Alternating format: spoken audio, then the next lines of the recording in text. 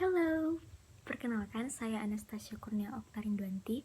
Jadi hari ini tuh kita akan membahas tentang bagaimana sih cara penggunaan sediaan injeksi sampai pada pemusnahan sediaan tersebut. Nah, ada yang nggak tahu gak nih apa sih sediaan injeksi itu? Dan apakah infus itu termasuk sediaan injeksi? Nah, kita bahas sekarang ya. Sediaan injeksi merupakan sediaan steril dalam bentuk larutan, suspensi, emulsi, ataupun serbuk halus yang harus dilarutkan atau disuspensikan sebelum digunakan secara parenteral, suntikan dengan cara menembus atau merobek jaringan ke dalam atau melalui kulit maupun selaput lendir. Nah, infus itu sendiri merupakan sediaan injeksi dalam volume besar, namun pada saat ini kita akan membahas lebih fokus mengenai sediaan injeksi dalam bentuk ampul. Nah, selanjutnya sebelum kita tahu bagaimana sih cara penggunaan sediaan injeksi itu, kita harus tahu dulu nih, ada aturan-aturan umum yang harus diperhatikan. Di antaranya, yang pertama itu wajib banget buat cuci tangan. Yang kedua, siapkan semua sediaan, kemudian pastikan tanggal kadaluarsa dari masing-masing item, termasuk itu dari obat maupun jarum suntiknya sendiri. Nah, selanjutnya itu adalah memastikan bahwa wadah sediaan yang ingin kita gunakan itu masih tertutup dengan baik, masih tertutup dengan rapat. Nah, kemudian pada proses penyiapan sediaan itu wajib banget dijaga sterilitasnya. Nah, dimana di awal tadi kita wajib buat cuci tangan. Nah, kemudian dilakukan proses desinfeksi pada daerah yang ingin dilakukan penyuntikan. Nah, misalnya dilakukan pengolesan dengan alkohol 70%. Kemudian pada suntikannya itu jangan sampai ada gelembung udara karena itu sangat berpengaruh buruk pada saat proses penyuntikan, apalagi penyuntikan melalui intravena. Nah, berikutnya itu suntikan yang sudah berada pada alat suntik jika sudah dibuka itu jangan sampai mengenai apapun, apalagi mengenai orang. Maka pada tahap ini tuh kehati-hatian sangat diperlukan.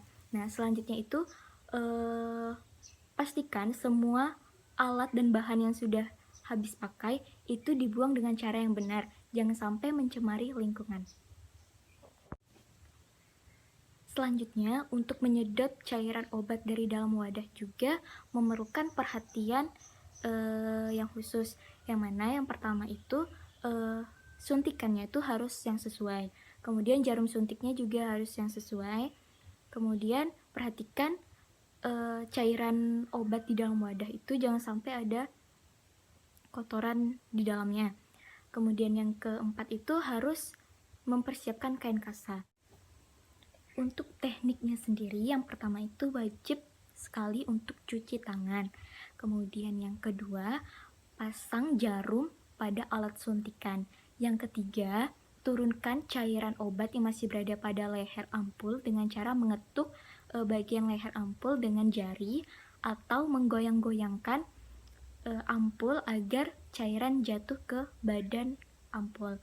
Nah, selanjutnya itu adalah mematahkan leher ampul dengan hati-hati, yang mana ampul itu ada yang terbuat dari plastik, ada juga yang dari kaca. Jika menggunakan ampul dari plastik, maka memerlukan alat bantu berupa alat potong yang nanti akan digesekkan pada leher ampul.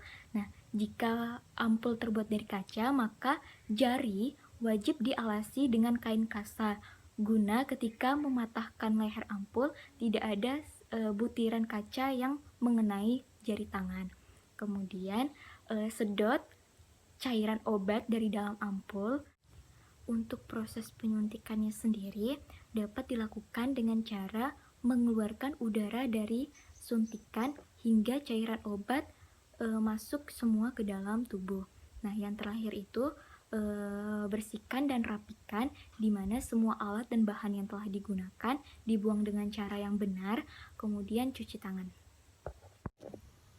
Jadi saya akan menjelaskan mengenai penyuntikan melalui subkutan, yang mana diperlukan alat dan bahan yang pastinya adalah suntikannya sudah berisi obat, itu tanpa udara, kemudian jarum suntik yang ukurannya 25 gauss, tipis, pendek, dan sudah terpasang pada alat suntikan.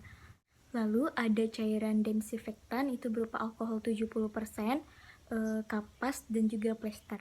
Selanjutnya adalah bagaimana sih teknik penyuntikan melalui subkutan. Tentunya yang pertama adalah cuci tangan terlebih dahulu, kemudian yang kedua tenangkan pasien dan jelaskan prosedur penyuntikan. Yang ketiga adalah bersihkan lokasi penyuntikan, umumnya itu pada lengan atas, bagian paha, dan bagian perut. Kemudian oleskan desinfektan pada lokasi penyuntikan. Nah, yang keempat, cubit lipatan kulit. Kemudian yang kelima, suntikan jarum bagian bawah dasar lipatan kulit dengan kemiringan 20-30 derajat. Yang ketujuh, lepaskan cubitan. Kemudian yang kedelapan, tarik udara secara perlahan. Jika keluar darah, cabut jarum, pindahkan ke lokasi yang baru jika mungkin, dan mulai kembali dari langkah 4. Dan yang kesembilan, suntikan secara perlahan sekitar 0,5 sampai 2 menit. Dan yang ke-10, tarik jarum suntik secara cepat. Yang ke-11, tekan kapas steril pada bekas suntikan, kemudian tempelkan dengan bantuan plester. Yang ke-12, perhatikan reaksi pasien dan tenangkan jika perlu. Dan yang terakhir adalah bersihkan dan rapikan, buang alat pakai dengan benar, kemudian cuci tangan. Pasti banyak yang nanya nih, mengapa sih sediaan injeksi itu diberikan? Nah, alasan yang pertama itu pada kondisi tertentu pasien itu membutuhkan aksi obat yang cepat. Nah, maka untuk itu perlu dilakukan pengobatan melalui injeksi, di mana penyuntikan obat langsung ke dalam pembuluh darah tanpa melalui proses asepsi. Nah, yang kedua itu cocok bagi orang atau mungkin pasien yang tidak memungkinkan untuk mengkonsumsi obat secara oral. Misalnya pada pasien yang penderita gangguan mental ataupun untuk pasien yang tidak sadarkan diri.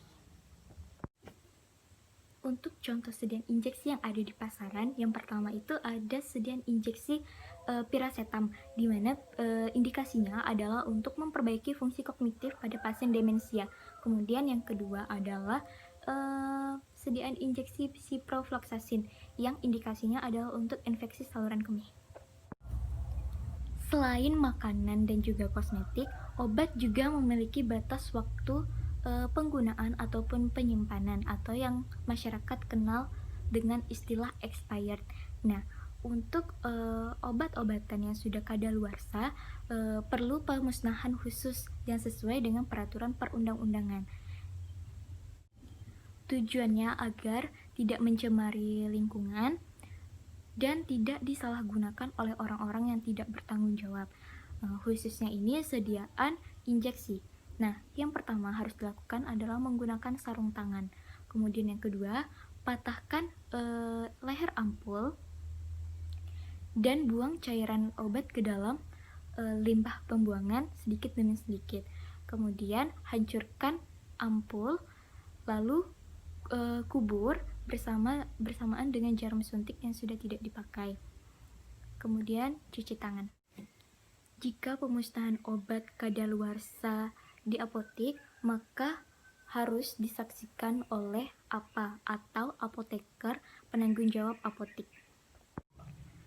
Pada sediaan farmasi juga dikenal dengan istilah beyond use date, atau kurang lebih artinya sama seperti expire. Bedanya pada sediaan atau produk beyond use date ini merupakan produk racikan yang penggunaan atau penyimpanan itu tidak lama.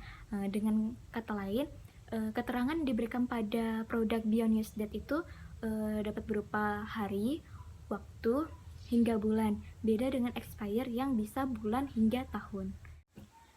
Oke, saya rasa cukup pembahasan kita hari ini mengenai sediaan injeksi. Saya mohon maaf, mungkin informasi yang saya berikan sangat kurang. Maka dari itu, untuk menambah pengetahuan kalian tentang sedan injeksi, kalian boleh baca referensi dari buku-buku mengenai ilmu kefarmasian. Untuk itu, kurang dan lebih saya mohon maaf. Terima kasih atas perhatiannya. Dah, sampai jumpa.